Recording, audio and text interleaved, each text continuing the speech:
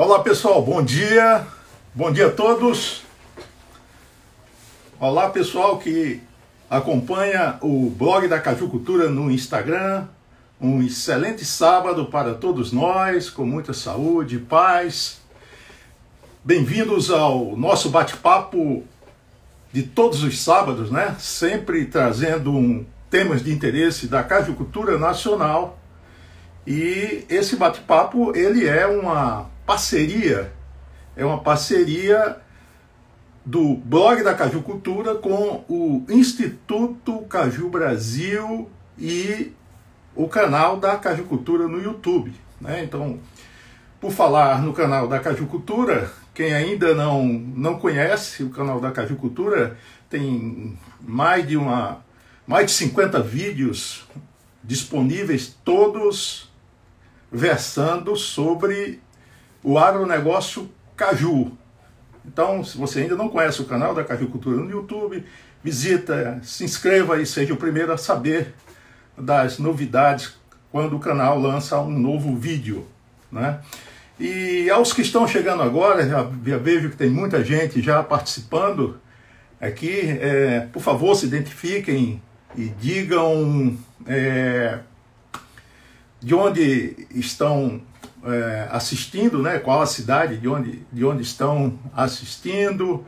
Um bom dia aí ao Lindenberg Mesquita, que sempre está conosco, o Giovanni, a Joelma, a Natália Oliveira, minha irmã Natália, o Nelson Tadeu Daniel, o Robertinho lá de Jericoacoara, olha, uma das praias mais bonitas do mundo, Jericoacoara, né? Para os que não me conhecem, eu sou Vitor Oliveira, engenheiro agrônomo, vinculado ao Instituto Caju Brasil. O Instituto Caju Brasil é uma organização não governamental, sem fins lucrativos, né? E todos os sábados está numa parceria conosco aqui no blog da Cajucultura, nesse bate-papo de sábado, né? Um abraço aqui para o meu amigo de Campina Grande, Everton Bronzeado, né? Extensionista rural da Empaié, o Robert Ferreira, do Piauí, né? Divulgando essa live para muitos produtores. O Robertinho aqui reforçando o que nós falamos sobre Jericoacoara, né? Que realmente é um paraíso, né? Verdade. Tem gente aqui também de Santo Antônio de Lisboa, Joelma, Santo Antônio de Lisboa, conhecida como a capital do caju, no Piauí, não é? Então, mas nós estávamos falando sobre o Instituto Caju Brasil. A partir agora deste mês, acho que até o final do mês, o Instituto Caju Brasil estará abrindo o seu quadro social para pessoas físicas e jurídicas que desejem se integrar a esta causa, né? Afinal, o setor da cajucultura precisa ter uma voz que se faça ouvir perante as diferentes esferas do agro nacional, né? Então, posteriormente, nós daremos maiores detalhes sobre como ocorrerá essa adesão, né? E será feita pelo site do Instituto Caju Brasil, que no momento encontra-se em manutenção para a realização de melhorias, né? Com vistas a uma melhor funcionalidade para os que o acessam, né? Eu quero aproveitar também para avisar que na próxima terça-feira, do Sebrae, eu farei uma palestra com o tema Manejo do Cajueiro visando a alta produtividade. Essa palestra que eu vou proferir na próxima terça-feira, às 18 horas, ela será a primeira de uma série de eventos promovidos pelo Sebrae Ceará dentro das ações previstas no projeto Agro Nordeste.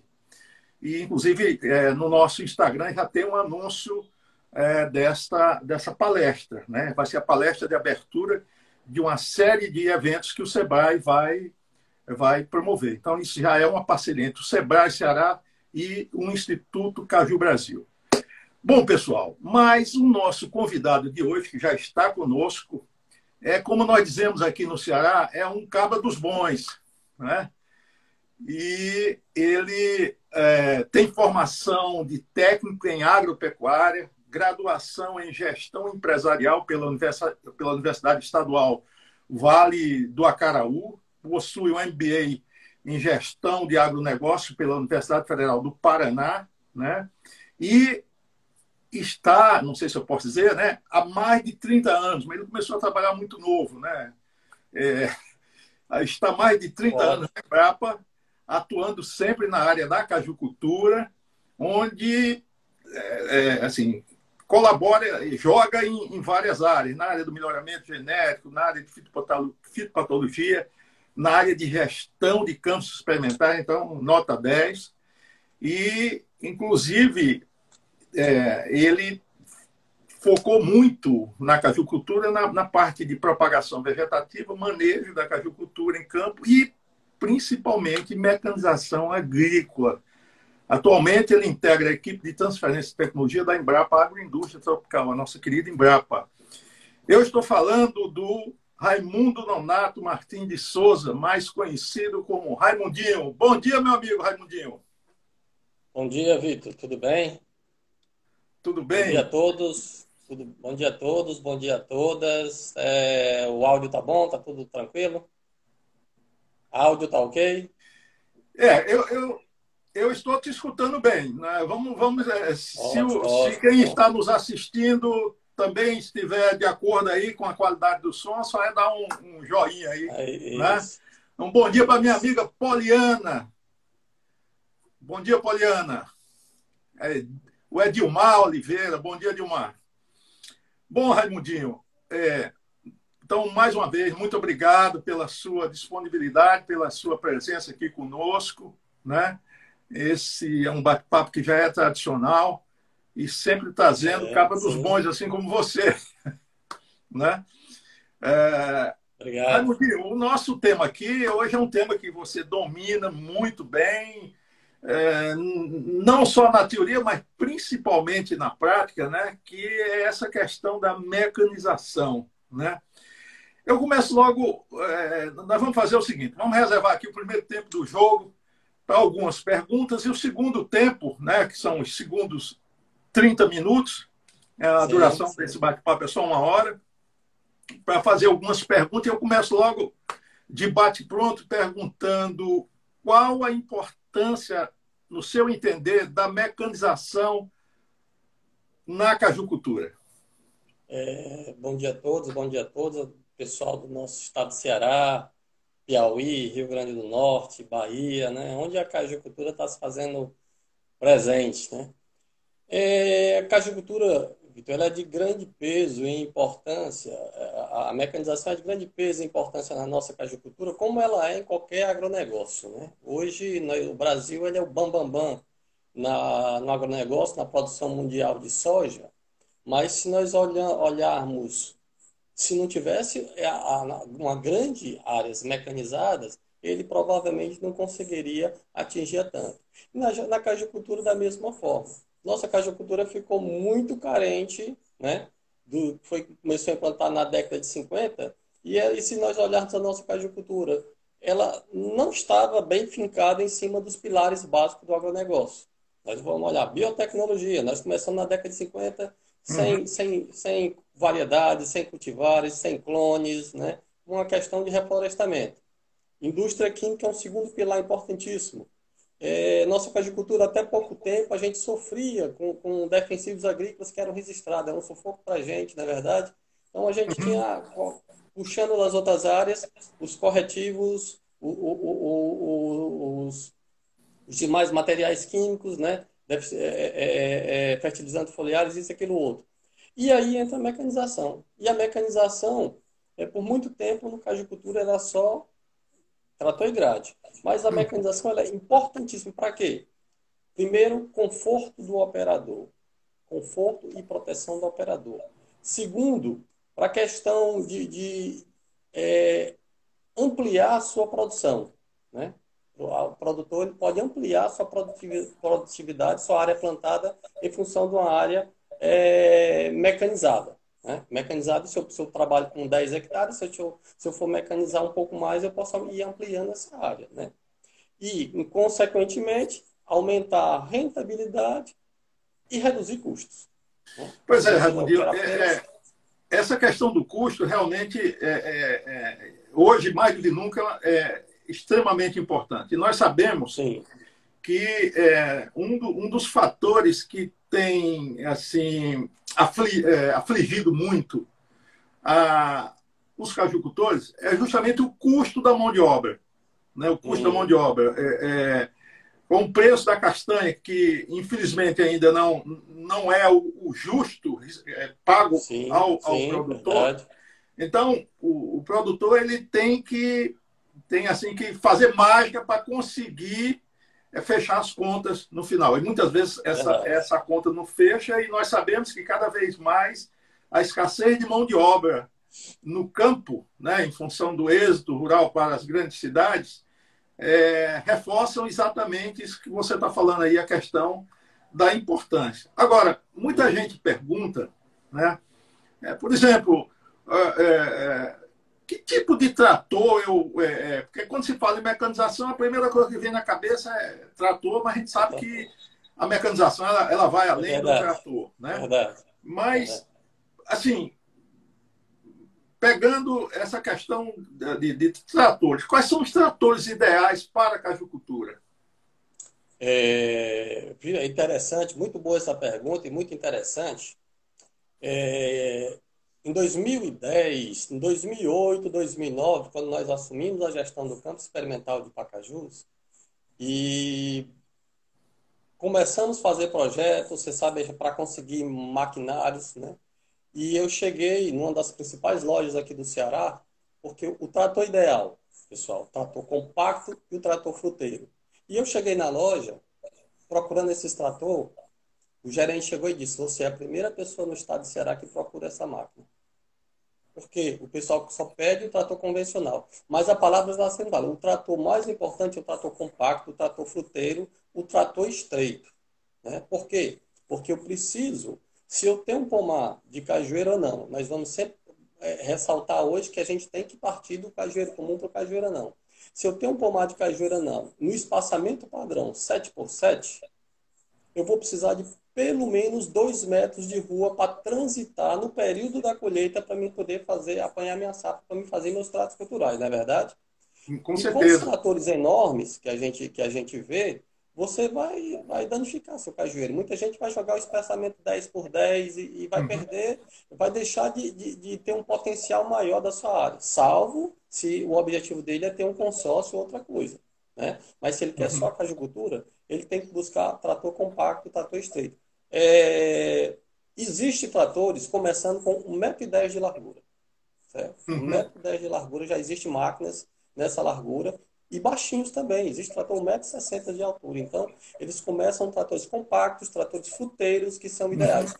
E esses máquinas não são sinônimo de baixa potência. uhum. Se nós observarmos dentro da nossa fazenda experimental da Embrapa, um dos tratores mais potentes da fazenda é um compacto fruteiro.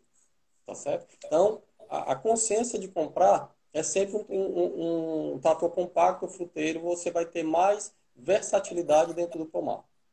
Aí, Tá Mundinho, certo? antes é interessante isso aí.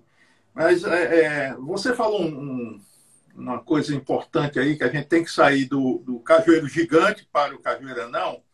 Eu quero É, só dar um dado aqui interessante para reforçar isso que você acabou de falar. As estimativas de safra de castanha de caju feitas pelo IBGE para o corrente ano, para o ano 2020, no Ceará, já mostram que o cajueiro anão responde por 34% da área colhida. Agora, vejam só, apesar de responder por apenas 34% da área colhida, ele já responde por quase 58% da produção de da castanha produção. colhida no Ceará.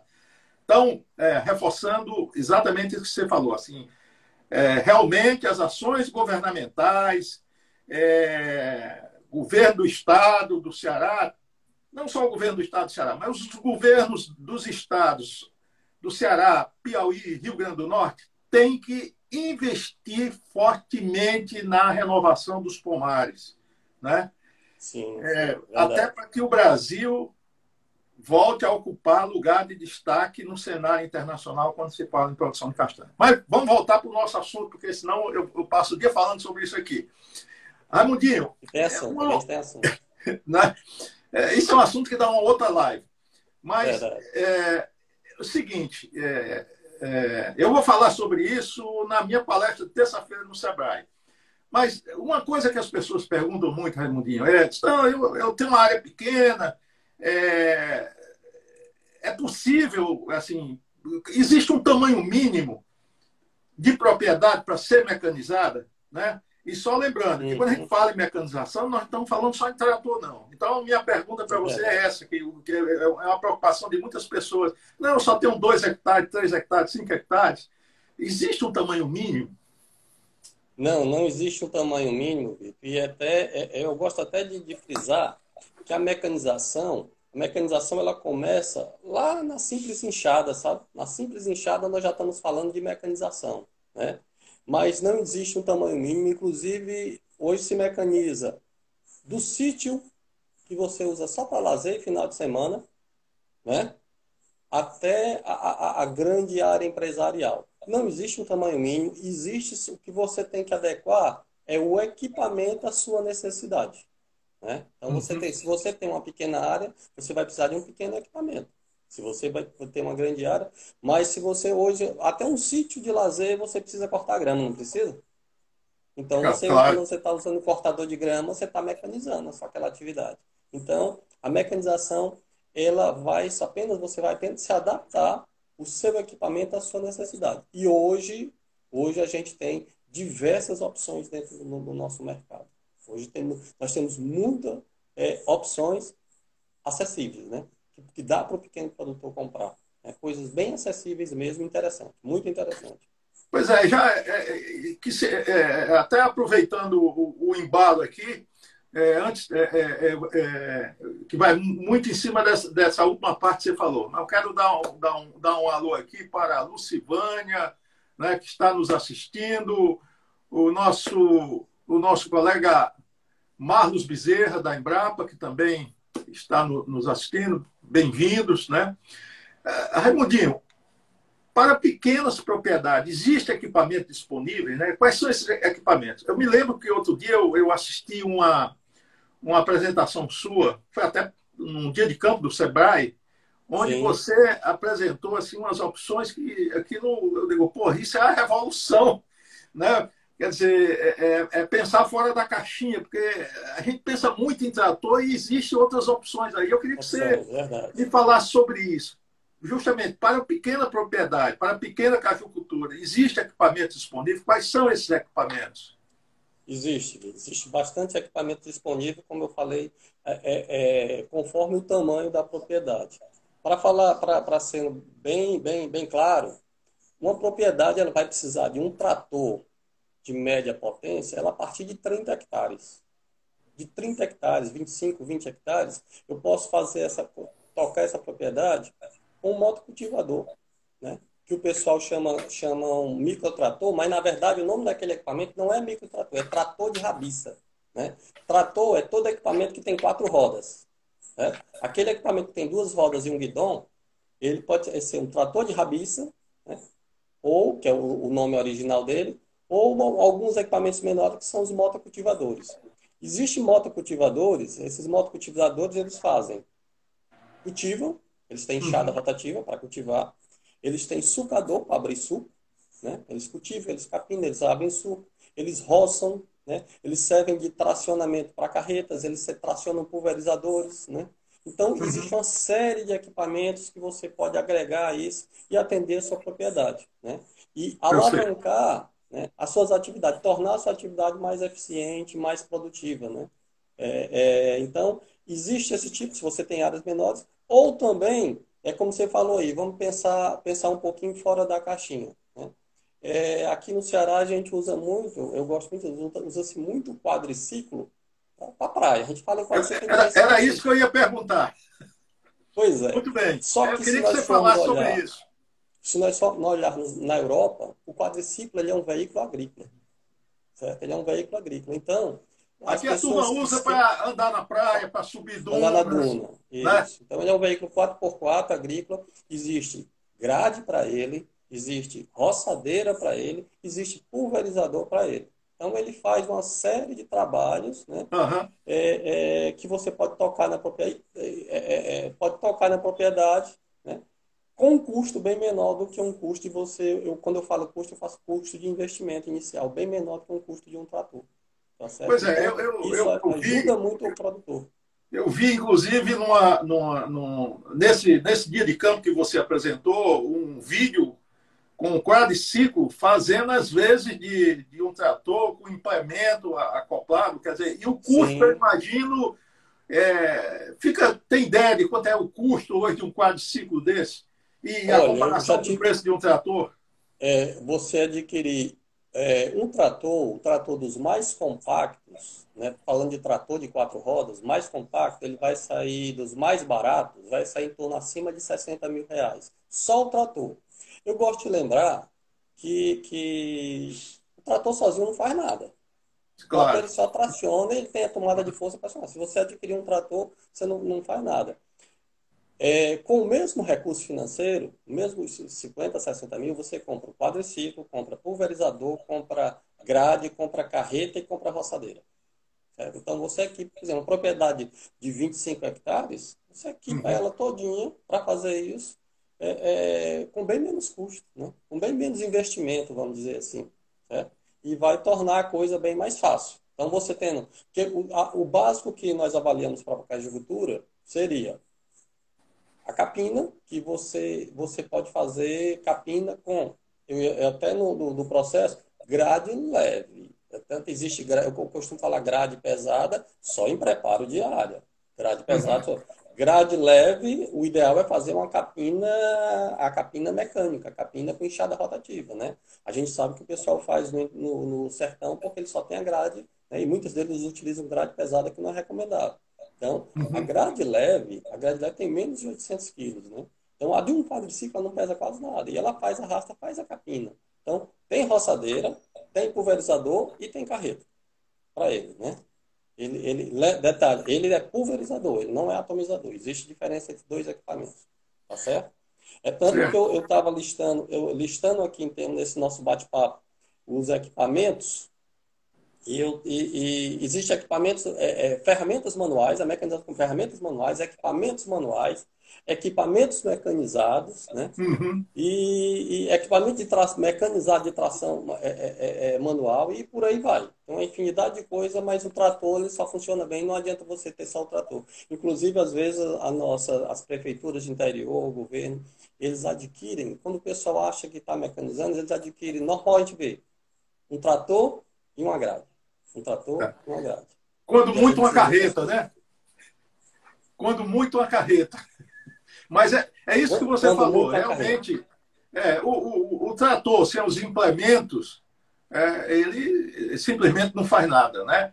Antes de passar É para a próxima verdade. pergunta, eu quero dar um alô aqui para o pessoal que está nos assistindo de Mossoró, a Natália, o Emanuel, a Maria Imaculada, o pessoal do Piauí, o pessoal lá de Beberibe também, que sempre está nos assistindo aqui. Um abraço aí. Pessoal aqui do Ceará, Jericoacoara, já falamos, né? Mundinho, assim, nós sabemos que a cajucultura tem uma série de atividades, de operações, desde o plantio até a colheita. Colheita. Né? A Severiano Melo também, não posso esquecer. Eu quero ver se no próximo sábado eu tenho aqui o Tertulino, o agrônomo Tertulino de Severiano Melo conosco aqui. O Panema Isso. também. O Tertulino é um senhor agrônomo, né? Conhecido nosso, e fazendo um Verdade. trabalho Conheço excelente Tertulino. lá em Severiano Melo, Apodi. Verdade. Mas Severino Apodi. Severiano, Apodi, é viverista também, né?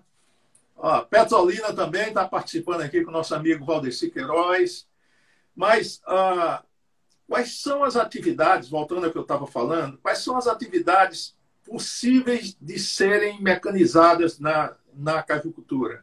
Eu queria que você desse um destaque nisso, né? Sempre lembrando que a gente fala em mecanização na cajucultura, a escassez de mão de obra hoje é o grande nó, é a grande pedra no sapato, né? Para que o cajeicultor, no final das contas, pague, feche as contas, né? Vamos lá, Raimundinho. Exatamente. É. Vitor, do preparo da área, lá do preparo da área inicial, lá do desmata, da remoção da cobertura vegetal, ou remoção até daquele cajueiral velho antigo que estava lá, passando preparo da área, remoção, aplicação de calcário, né, incorporação de calcário, abertura de covas, né, é, a irrigação de salvação, a adubação de cobertura, quando as plantas estiverem adultas, ou atualmente, quando elas estiverem plantadas. Hoje existe máquina que faz a adubação localizada, só naquela mudinha que foi recém-plantada, certo?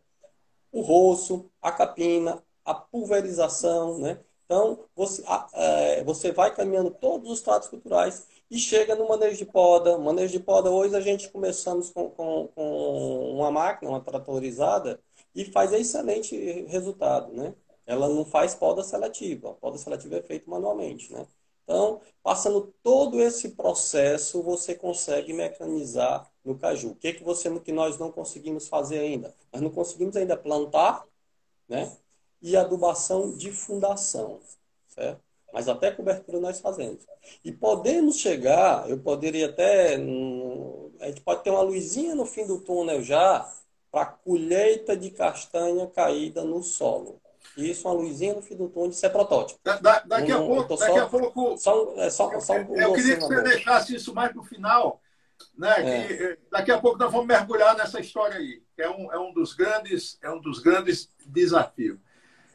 sim, sim. Agora, então, pelo que você falou aí, plantio, né? Que ainda, né? E a gente sabe Isso. que algumas outras É, atividades, principalmente na área de floresta, né? A gente vê que a mecanização do plantio já é uma coisa já plantio já é possível. há muito tempo Se, já, né?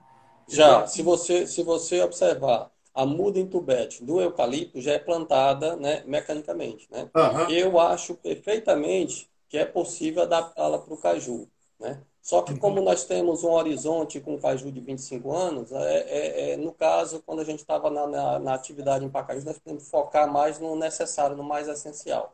Mas eu cheguei a visitar, eu participei de AgriShow, né, olhando exatamente para esse tipo de máquina. Eu acho que é perfeitamente possível ser trabalhada em mudas de tubete, a cajicultura, ter plantio também mecanizado. Mas eu não sei se esse seria o gargalo, nós focamos mais no gargalo. Para você ter ideia, Vitor, na abertura de novas áreas, na remoção da cobertura vegetal, enleiramento, destocamento, certo? Só nessa fase, olhando nossos coeficientes técnicos, né, dá 663 homem-dia. Certo? uhum, 63 homem-dia só para você abrir. Né? Se você concluir a abertura de cova, você vai em torno de 75 homem-dia. Se você uhum, calcular o valor da diária, a diária paga, que hoje está em torno de R$ 50, eu não gosto muito de falar só em uhum. diária, porque o trabalho freelance ele é limitado. Você Perfeito. tem limitação de período para ser executado. Partiu disso aí, você tem vínculo. Se você Uhum, partir para vínculo, encarece cada vez mais. Né? Então, os equipamentos eles chegam para facilitar. Enquanto você gasta isso, dependendo da cobertura vegetal, um equipamento super simples e popular hoje no interior, né? Que é uma retro, uma pá carregadeira, ela consegue tirar no hectare em um dia. Certo? Deixar um hectare sem a cobertura. Né? E com um detalhe, sem ela fazer, porque no outro sistema manual vem a questão da queima. E queima hoje só pode se fazer queima controlada com autorização da SEMAS. uhum, Né? Esse é perfeito. o correto de se fazer.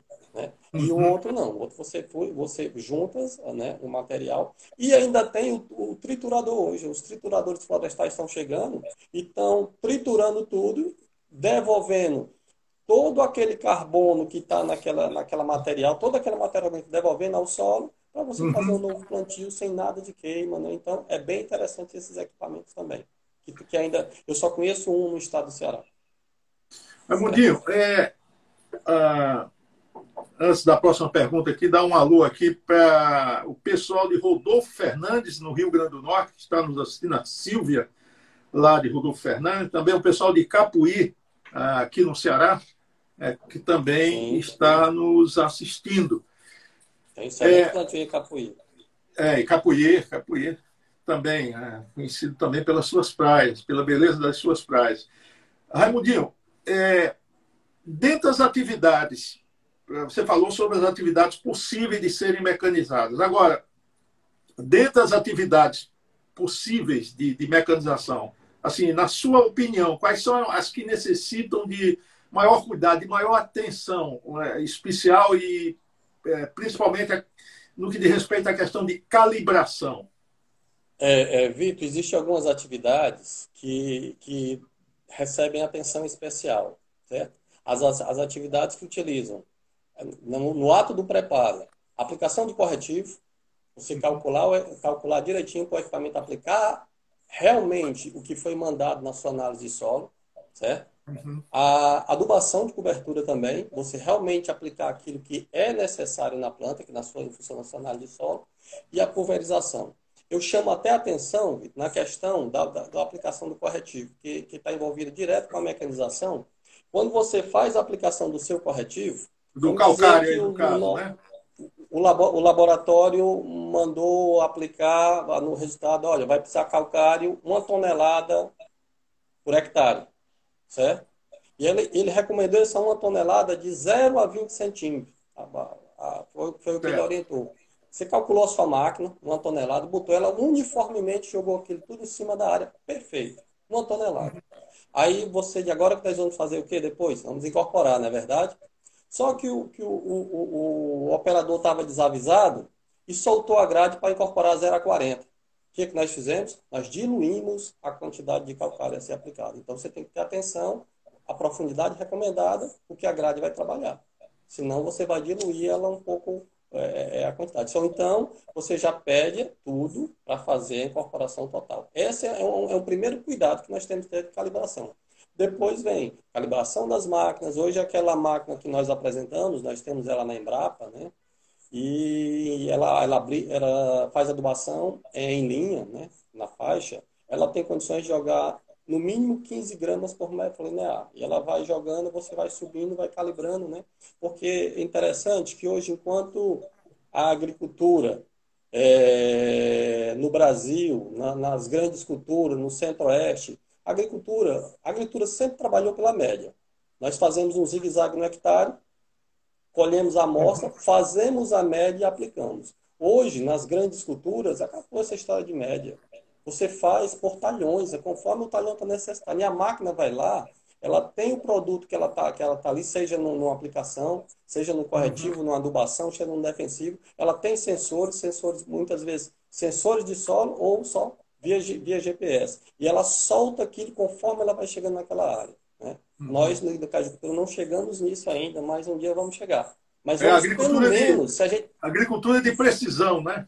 Exatamente. Pelo menos a gente quer avançar e já ter uma coisa mecanizada, uma coisa correta, né? Para aplicar a coisa direitinho. Mas aplicação de corretivo, adubação de cobertura e pulverização. A gente se preocupa muito com pulverização, Vitor, que pulverização necessita de muita calibração, de muito estudo. Tem muita gente aplicando produto, certo? E aí não está tendo resultado e às vezes não é o problema do produto, é o problema da aplicação. Eu tenho que saber qual é o meu alvo. Esse ponto que você falou realmente é super importante, né? Porque, como você falou, você recebe uma recomendação de uma quantidade a aplicar, né? O agrônomo te dá aquela recomendação, né, para fazer uma calagem a uma profundidade de até 20 centímetros, de repente essa distribuição do calcário é feita numa outra profundidade, né? Você vai estar perdendo dinheiro, vai estar perdendo tempo, você está diluindo, né? Principalmente perdendo tempo, e isso não só para a questão do calcário, mas a gente vê muito também na questão da aplicação de agroquímicos, né? De inseticidas, fungicidas, onde muitas vezes você aplica a coisa de forma errada. Mundinho, antes de passar para a próxima pergunta, já existem várias perguntas que estão nos chegando aqui.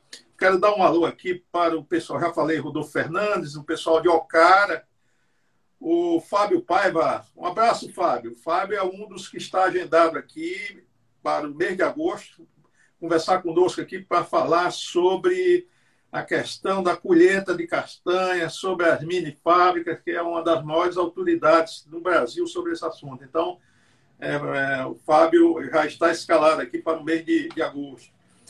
Mas, Raimundinho, então, nós falamos sobre a questão da calibração, né? E eu falei sobre a aplicação de agroquímicos aqui. E quando a gente fala em agroquímica, a gente já se lembra logo dos equipamentos, os pulverizadores, né? Atomizadores.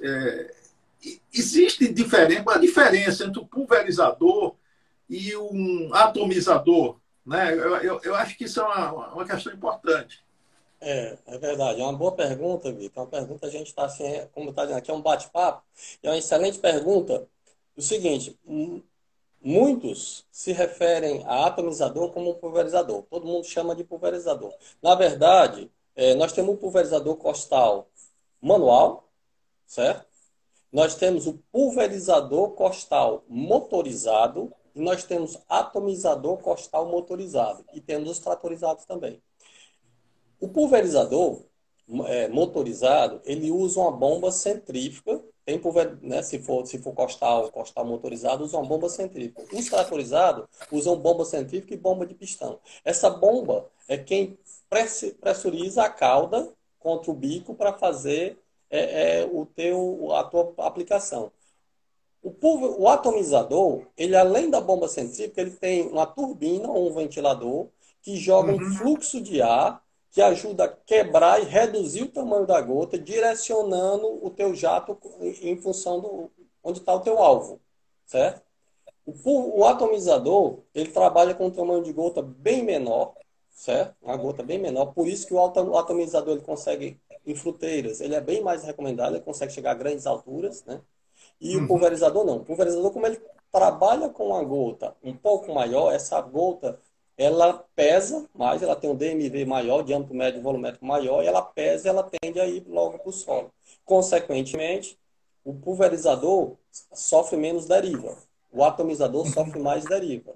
Né? Então, você tem que estar atento a esses detalhes para você fazer uma aplicação. E isso muda quando você altera bico. Você altera bico de pulverização. Quando você altera rotação, o ideal, os costais não têm. Os tratorizados todos têm manômetro onde você deve trabalhar com a pressão X. Né? Então, todas essas alterações são importantíssimas. Né? E questão também de velocidade da passada do sifão costal, velocidade do trator. Né? Então, todos esses parâmetros eles têm que ser analisados. Certo? Então, para a gente chegar a uma pulverização perfeita, uma pulverização ideal. Nós temos, muita gente não faz nem cálculo de vazão. Eu costumo dizer, quando eu costumava brincar, aqui a gente está no bate-papo, pode brincar. Às vezes eu dizia que, rapaz, você só benzeu a planta. Né? Você chegou lá e benzeu a planta e disse que pulverizou. Né? Então, tem que pulverização, e pulverização hoje, ela é bem... você não pode ter desperdício. Você não pode ter... antigamente, pulveriza até ponto de escorrimento. Hoje não. Ponto de escorrimento é desperdício, é contaminação do solo. Né? Então você tem que trabalhar com gotas menores para ter uma cobertura mais uniforme. E outra coisa, a nossa preocupação, nós que trabalhamos com fruteira na cajicultura, quando a gente dá aquela volta na planta, pulverizando, eu tenho que saber a minha circunferência da planta. E quando eu trabalho com um atomizador, que eu tenho uma gota menor, essa gota ela consegue penetrar no interior da copa. Às vezes, eu consigo controlar o patógeno, né? O meu alvo que está ali externo, mas ele está lá dentro também. E eu preciso controlar que está lá internamente também. Então, a gente precisa fazer muito esses cálculozinhos para poder pulverizar de forma correta. Né? Super importante. Aliás, esse tema é tão importante que podemos pensar numa live só para tratar desse tema, porque tudo isso que você falou é super importante. Às vezes, é o que você falou, na maioria das vezes, por falta de uma maior atenção dessas precauções, você termina apenas benzendo a planta, né? Ou às vezes, falando aí do atomizador, por uma pressão muito acima do necessário, aí você pega uma Exatamente. estrutura frágil como é a flor do cajueiro, você Isso. termina derrubando flores, quer dizer, derrubando a futura produção que É você teria. verdade. Então, assim, são cuidados assim super, super importantes. Eu tenho um caso a contar, Vitor. Sim. Nesse exemplo que você deu aí, eu tenho um caso, uma experiência a contar. Eu lembro-me bem, nós estávamos fazendo manejo químico do cajueiro. Um abraço, eu, doutor Emilson Cardoso, né? Que ele esteja ouvindo, um abraço para ele. Nós estávamos fazendo manejo químico do cajueiro, controlando mofo preto e antracnose. E nós controlamos. Perfeito, perfeito, em linha, fizemos em faixas o trabalho, controlamos com o uso de um canhão, um Uhum, atomizador canhão, tipo canhão, certo? uhum, Só que o lado que nós controlamos ficou verdinho, bonitinho, sem problema, mas produziu menos do que a testemunha, certo? Então, o que ok. nós fomos observar, o jato do canhão, exatamente isso que você falou, derrubou toda a floração, É, certo? Então, nós é. fazemos para observar esses detalhes, né? Tá certo? Ok. Eu quero dar um alô aqui para a professora Laiane. Bom dia, professora. A Laiane foi, durante algum tempo aqui em Fortaleza, estagiária da Embrapa Agroindústria Tropical. E hoje ela é professora lá do Instituto Federal, lá em Pernambuco. Ah, tem quem mais aqui? O Tertulino. Tertulino já ingressou. Ele não ouviu o meu recado, né? Mas teremos o Tertulino aqui no próximo sábado. Alô, Tertulino. Raimundinho, tem algumas perguntas aqui. A gente vai mergulhar agora numa questão que você começou a falar, né? E que até você mencionou que até uma luz assim no fim do túnel, né? Começando a aparecer, Sim. né? Que é sobre a questão da colheita, né? Bruno, É. um abraço. O Bruno, lá da Vila, Rio de Janeiro, na Serra do Mel. Bom, tem uma pergunta aqui do Nelson Tadeu Daniel, que também sempre está conosco aqui aos sábados. Se existe algum tipo de equipamento para colheita de caju, né? Se positivo, nos indique o site. Ainda na mesma linha, a pergunta do Valdecir Queiroz. Fale sobre a mecanização para a colheita de castanha. Como estão os experimentos para esse fim? Então, eu juntei as duas perguntas aqui para você dizer como é que está, o que avançou nisso aí. Eu sei que você vinha trabalhando nessa história aí. Conta aí para nós aí, se tem alguma novidade. Nessa questão da colheita, a gente começou faz um tempo lá no campus experimental de Pacajus. E isso eu tive um insight, né? E teve um empresário aqui cearense que até comprou uma máquina. Não sei se ele pensou a mesma coisa que eu, se pensou, mas eu estava numa praia e vi uma máquina de limpar praia, né? E falei isso até numa apresentação que eu fiz no Caju Nordeste, lá em Beberibe, né? Era Beberibe isso. E falei, até depois apareceu essa máquina de limpar praia, comprou a máquina de limpar praia, essa máquina foi para nós lá em Pacajus, né? Eu fiz umas adaptações, porque a máquina levava muita sujeira, então eu coloquei um rastelo, porque a máquina não conseguia trabalhar debaixo da copa, então eu botei um rastelo, como a gente bota em café, tirando a castanha de baixo. Detalhe, nós estamos falando de apanha de castanha no solo, não é fruto de mesa, né? Uhum. No Então, solo. tipo, botei um rastelo, botei essa produção toda para a linha, né? E botei um ventilador para tirar as folhas. Essa máquina ficou um tempo conosco lá em Pacajus, mas como eu já tinha um hábito de incorporar muita matéria orgânica, essa máquina acabou levando muita sujeira, porque é uma máquina de limpar praia. Então, ela trabalha em torno de 5 a 10 centímetros enterrada no solo mesmo, né? Então ela vai peneirando e bota lá atrás todo o material que ela encontra. Galho, pedra, castanha, tudo. A máquina, Uhum. ela não está vendo, né? Então ela leva, ela soprava todas as folhas para fora, o material mais leve, e fazia isso. Só que levava muita sujeira.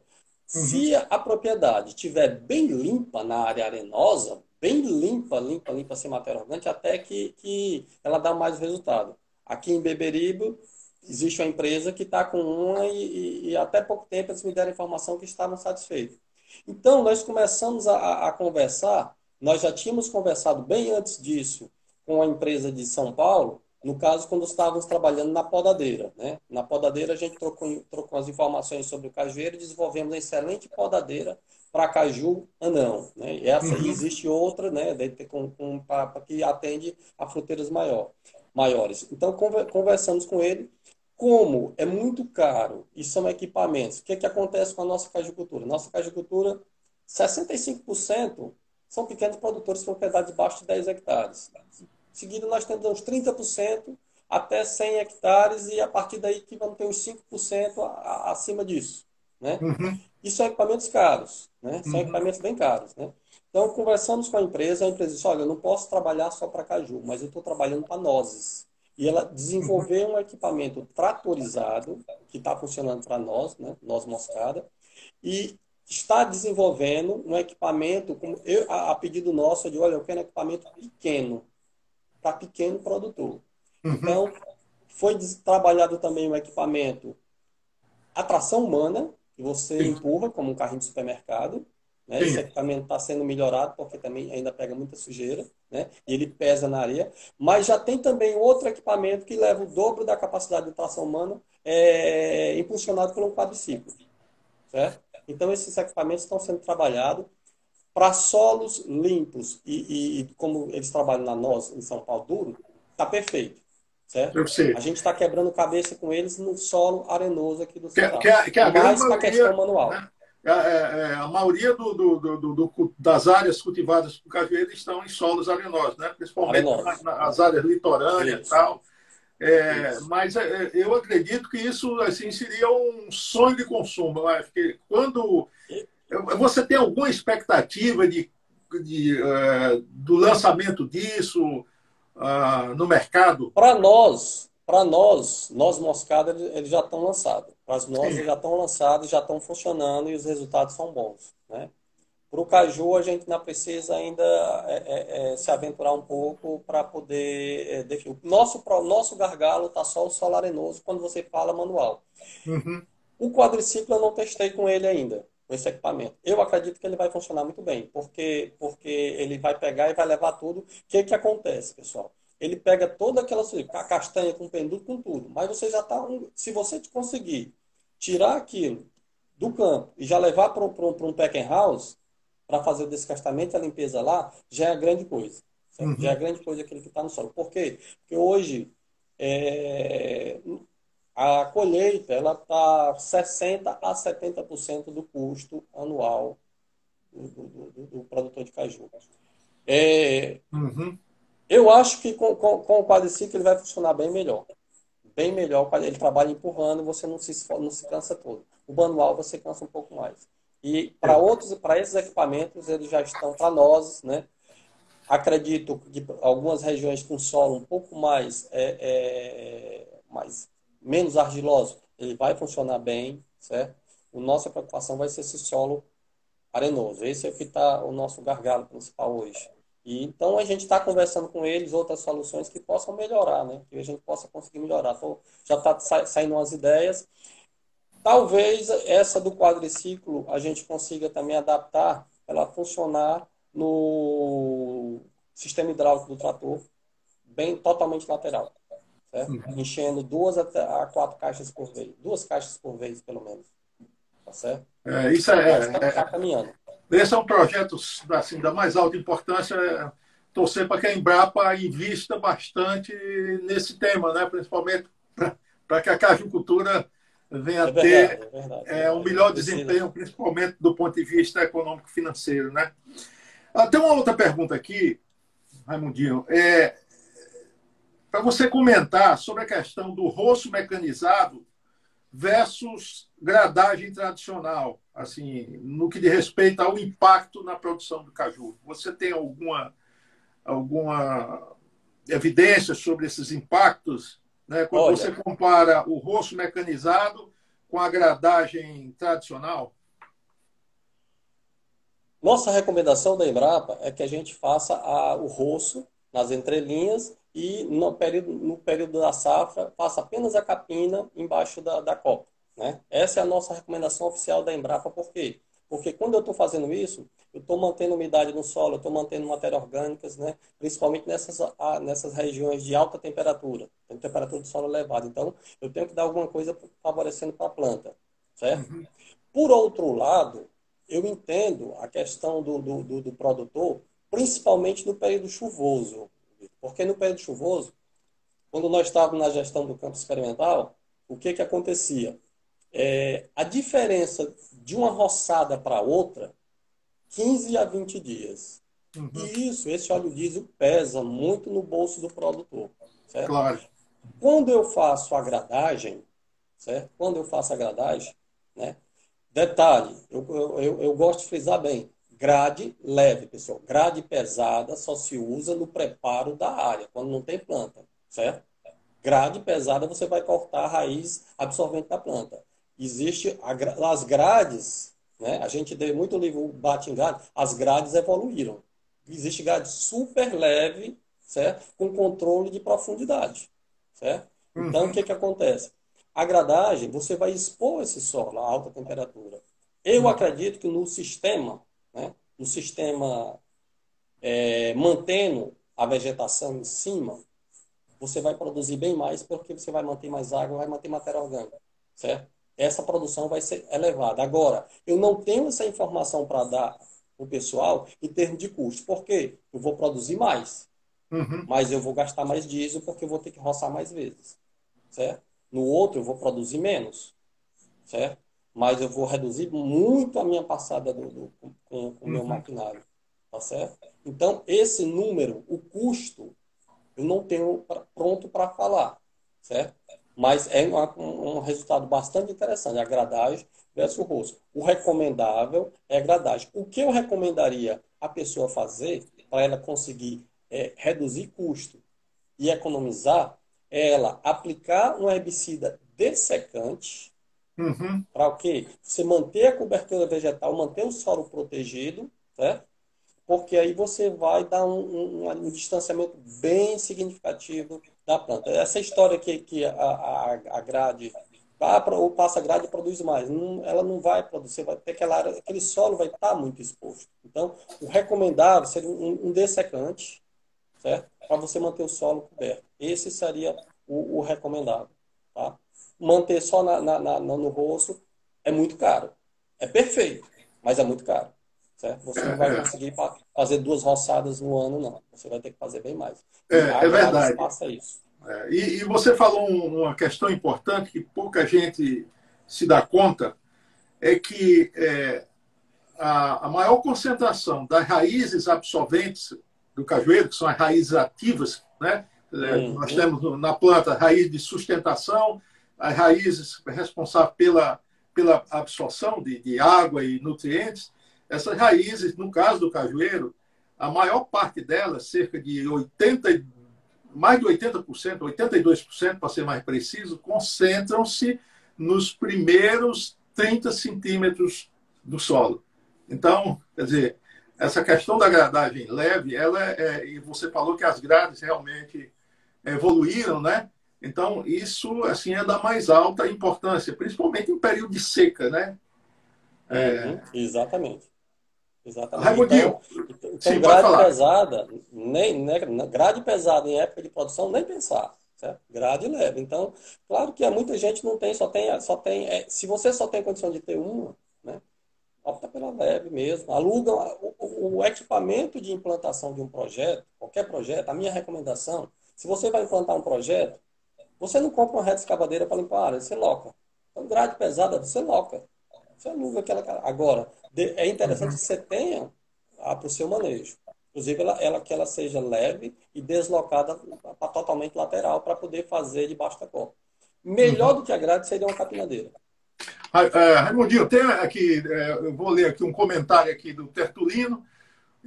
Esta é uma tecnologia usada no litoral de acordo com o tipo de solo e lençol freático. Ou seja, no caso dele lá, no caso de Severiano Melo, né, e Apodi, aquela região ali, a gradagem, no entender do Tertulino, é a melhor opção.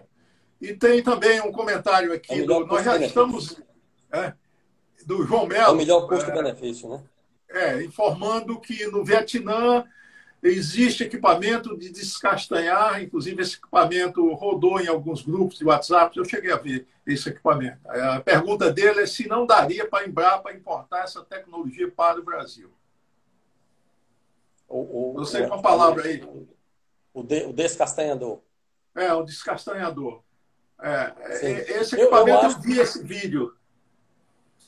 ele tá falando o descastanhador, o equipamento de tirar o pedúnculo da castanha.